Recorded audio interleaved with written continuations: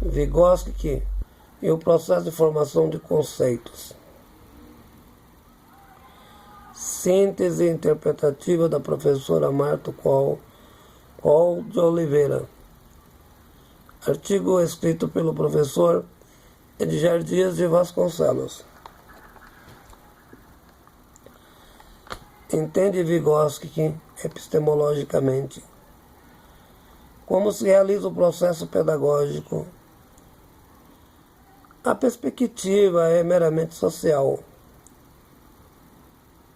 É na relação com a outra pessoa que o ser humano aprende.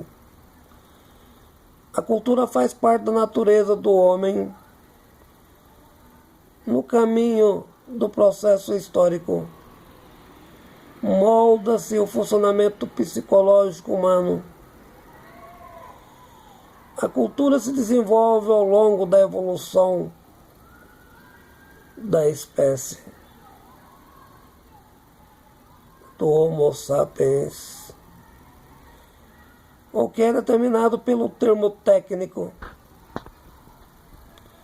filogenético, o desenvolvimento da espécie. Por outro lado, ontogenético, ou seja, o desenvolvimento do sujeito. Desse modo, o ser humano é membro de uma espécie biológica que desenvolve no interior de um grupo de natureza cultural, social e político.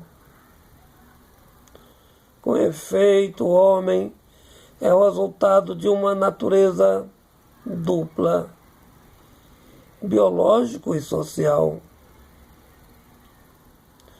Segundo Vygotsky, o saber revela-se pela constituição do cérebro. O cérebro tem uma dupla estrutura herdada geneticamente, que é comum à espécie,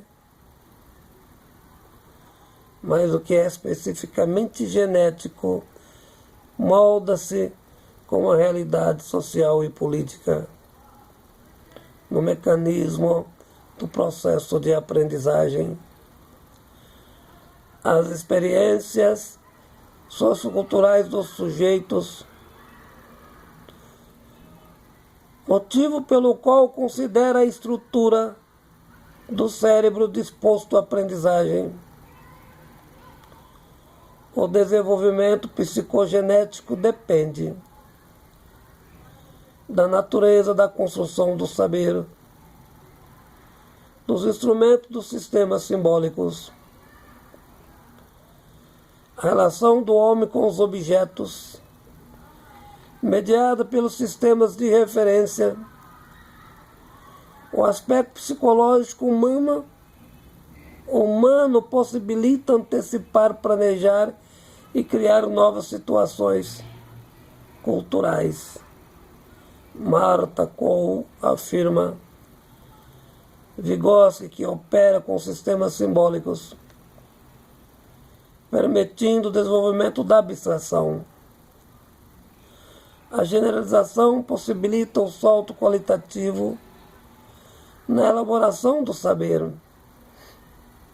O universo cultural favorece as funções mentais para o desenvolvimento sistemático da aprendizagem. As representações da realidade, que baseiam no uso dos sistemas simbólicos e técnicos, ou seja, o próprio contexto histórico, construído de fora para dentro, num processo mecânico de internalização. A pressão do sujeito por meio da socialização da linguagem, das produções históricas culturais, resultados do conjunto da humanidade. Nesse mecanismo descrito, É fundamental o papel da linguagem, que proporciona a relação entre o sujeito e o objeto. A linguagem, como função tipicamente humana, apresenta 2 pontos básicos: a interação social e a comunicação entre as pessoas. Outro aspecto generalizador compartilhado entre usuários ao longo do processo. O desenvolvimento da formação dos conceitos, especificamente os conjuntos sintéticos na formação do pensamento complexo, fundamentados em situações concretas e factuais, determinando a formação dos conceitos, elaborado em ligações lógicas. Esse mecanismo não é linear. Sofre influência do contexto histórico, cultural do sujeito. Vygotsky destaca 2 tipos de conceitos: os cotidianos e os científicos. Os cotidianos são espontâneos, desenvolvidos nas atividades práticas das crianças, em suas interações imediatas. Parte das experiências para o processo, portanto, ascendente, em defesa do mecanismo de abstração. Os científicos são diferentes, porque são transmitidos em situações formais, pelo mecanismo de ensino-aprendizagem.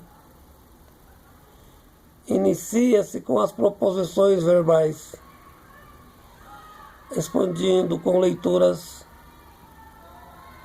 Sua definição é diferente, pois é descendente, parte de uma definição geral